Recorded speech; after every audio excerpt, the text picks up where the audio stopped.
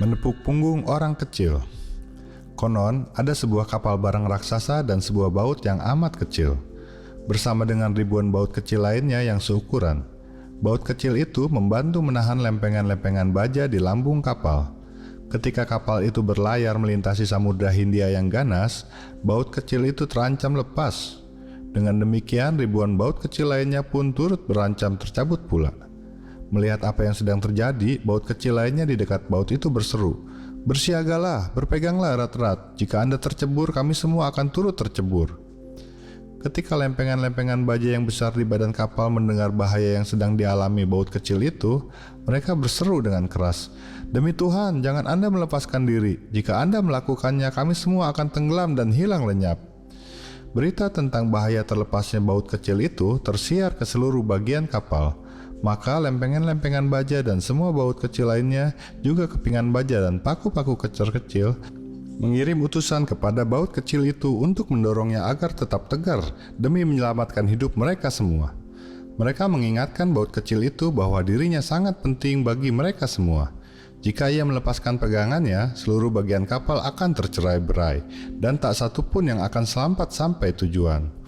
Semua sanjungan itu membesarkan hati baut kecil itu. Ia merasa dirinya penting bagi begitu banyak orang. Maka ia menjamin seluruh anggota kapal itu bahwa ia dengan seluruh kemampuan yang ia miliki bertekad untuk memegang erat-erat. Diceritakan oleh Rudyard Kipling. Cerita kedua ini berjudul Keberadaan Allah. Begini ceritanya. Seorang tentara berpangkat letnan sangat akrab dengan bawahannya yang berpangkat sersan. Sersan itu cakap dan dapat dipercaya. Tetapi ada satu hal pada diri sersan itu yang tidak berkenan di hati sang letnan. Ia seorang Kristen yang taat pada imannya. Oleh sebab itu, sang letnan berencana untuk menjatuhkannya dengan beberapa taktik di depan umum. Pada hari berikutnya, ketika kompi itu dijadwalkan untuk inspeksi pagi, sang letnan memerintahkan sersan bawahannya itu berdiri di hadapan teman-temannya. Lalu sang letnan bertanya kepadanya, "Dapatkah Anda melihat langit?" "Ya, Pak." "Dapatkah Anda melihat matahari dan barisan tentara?" "Ya, Pak." "Dapatkah Anda melihat Allah?" "Tidak, Pak." Ini membuktikan bahwa Allah juga tidak ada. Sersan itu tidak hilang akal. Ia meminta izin agar diberi kesempatan untuk mengajukan beberapa pertanyaan. "Tentu saja," jawab sang letnan. Kemudian sersan itu menoleh ke barisan prajurit dan bertanya kepada mereka, "Adakah kamu melihat sang letnan, kakinya, dan kepalanya, dan lengannya?" Mereka menjawab serentak, "Ya." "Apakah kamu melihat otaknya?" "Tidak." Nah, ini membuktikan bahwa ia tidak punya otak. Ketika mendengar itu, para serdadu itu tertawa terbahak-bahak dan malah letnan itu pun ikut tertawa.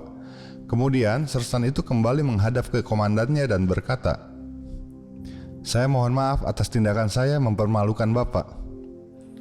"Camkan, itulah sebuah jawaban yang baik," kata sang letnan. "Saya mohon maaf karena telah mempermalukan Anda."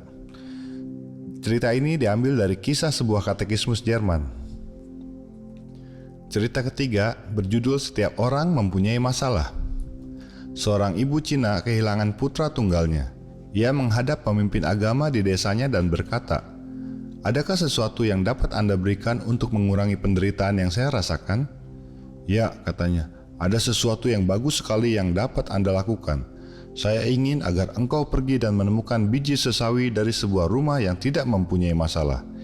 Biji sesawi dari rumah seperti itu dapat mencegah segala masalah. Bila engkau telah menemukannya, hantarkanlah kepadaku dan saya akan menggunakannya untuk menyembuhkan penderitaanmu." Maka ibu itu keluar dan mendatangi sebuah rumah mewah. Tampaknya tidak mungkin ada sesuatu yang kurang dalam rumah ini. Ia mengetuk pintu mengutarakan niatnya dan mereka menjawab, "Anda salah alamat." Kemudian mereka menguraikan kepadanya semua masalah yang mereka alami. Ketika ia mendengar permasalahan mereka, ia berpikir, "Sekarang saya tahu sesuatu tentang masalah-masalah.